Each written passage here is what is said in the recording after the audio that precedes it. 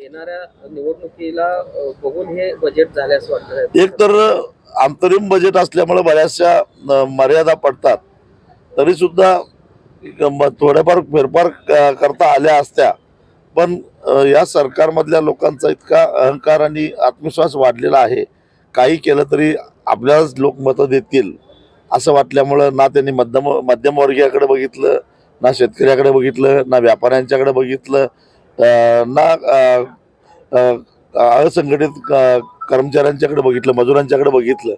एकूणच अत्यंत निराशाजनक असं बजेट आहे आणि यातून हे सरकार पुन्हा काय सत्तेवर आलं तर फार काय करेल असा संदेश देणारं बजेट मला काय यातून दिसलं नाही.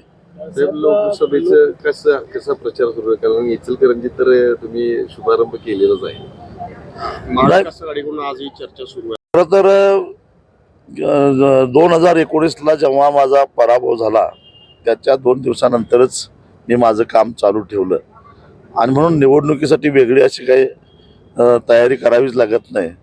जनसंपर्क हीच तयारी असते आणि ती तर गेल्या 5 वर्षामध्ये नेहमीच माझी राहिलेली आहे. त्यामुळं निवडणुकीची तारीख कुठली असली तरी काही फारसं असं टेन्शन घ्यायचं काही कारण नाही. शहरी भाग असो किंवा ग्रामीण भाग असो, सगळीकडं सतत माझा संपर्क राहिलेला आहे आणि म्हणूनच जनभावना म्हणून लोकांची मागणी म्हणून कोणत्याही आघाडीमध्ये न जाता स्वतंत्रपणाने निवडणूक लढवावी असं एकूणच लोकांचं मत पडल्यामुळं मी त्यांच्या मताचा आदर ठेवून तशाच पद्धतीने निवडणूक लढवण्याचा निर्णय घेतलेला आहे. बाकी सगळ्या जागा वाटल्या गेल्या, मात्र आपल्यासाठी एक आणि वंचितसाठी एक अशा 2 जागा त्यांनी ठेवलेल्या. अशा फॉर्म्युला संदर्भात नाही, स्वाभिमानीची भूमिका वेळोवेळी आम्ही स्पष्ट केली आहे की आमची आत्ताची भूमिका अशातला भाग नाही.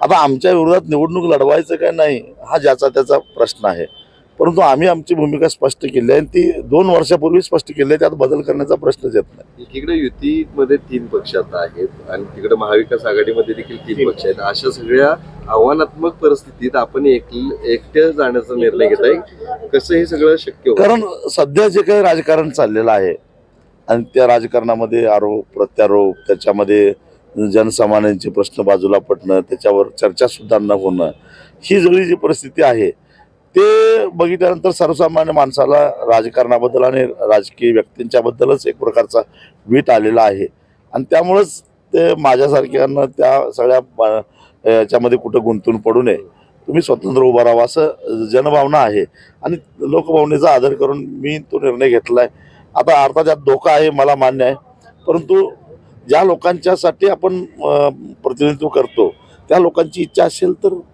ठीक आहे, परिणाम स्वीकारायची तयारी ठेवायची. महाविकास आघाडीमध्ये गेलेली आहे, पण त्याचा फटका गेल्या वेळी आपल्याला बसला होता वंचितचा. तोच आता पुन्हा एकदा जर आपण आता मतदारांनी ठरवायचं आहे की त्यांच्या आग्रहाखातर मी कोणाही आघाडीबरोबर कोणाही पक्षावर आघाडी न करता स्वतंत्र लढतोय ते मतदारांच्या मागणीवरून.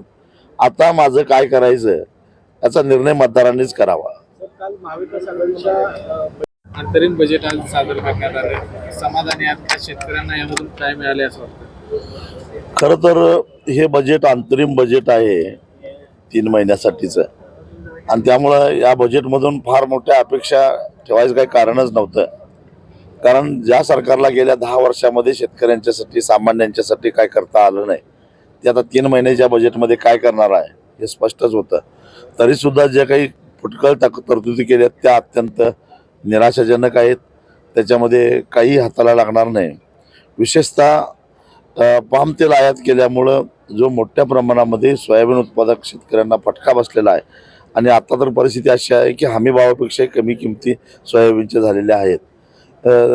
तीच अवस्था कापसाची झालेली आहे. ऊसाच्या बाबतीत बोलायचं झालं तर ऊसाच्या साखरेच्या निर्यातीवर बंदी घातल्यामुळं ऊसाचे दर शेतकऱ्यांना मिळत नाहीत आणि सरकार केवळ आणि केवळ PM किसान योजनेअंतर्गत एवढे पैसे दिले अशा प्रकारची आकडेवारी तोंडावर फेकत राहतं. माझं एकदा सरकारला सांगणं आहे की फक्त एकदाच गेल्या वर्षी खत किती खपलं आणि त्याचं बाजार मूल्य किती होतं आणि यावर्षी रासायनिक खत किती खपलं त्याचं बाजार मूल्य किती आहे आणि त्यातून गेल्या वर्षाचं बाजार मूल्य वजा जाता जी फरकाची रक्कम राहते ती PM किसान योजनेअंतर्गत जी रक्कम खर्ची पडली त्याच्यापेक्षा जास्त आहे का कमी आहे एवढं फक्त सरकारनं सांगावं. म्हणजे एका बाजूला PM किसान योजनेच्या माध्यमातून दिल्यासारखं करायचं आणि त्याच्या दुप्पट शेतकऱ्याच्या खिशातून काढून घ्यायचं हे धंदे आता बंद केले पाहिजेत. आणि आता शेतकरी काय फसेल असं मला काय वाटत नाही. एका वाक्यात आशाजनक आणि शेतकऱ्यांच्याही यांच्याकडून फारशा अपेक्षा नव्हत्या आणि त्या दृष्टिकोनात विचार केला तर शेतकऱ्यांच्या अपेक्षेप्रमाणेच हे बजेट झालं की अपेक्षा त्यांच्याकडून नव्हत्या. कारण 9-9.5 वर्षामध्ये काय केलं नाही आणि आता काय करणार आहेत.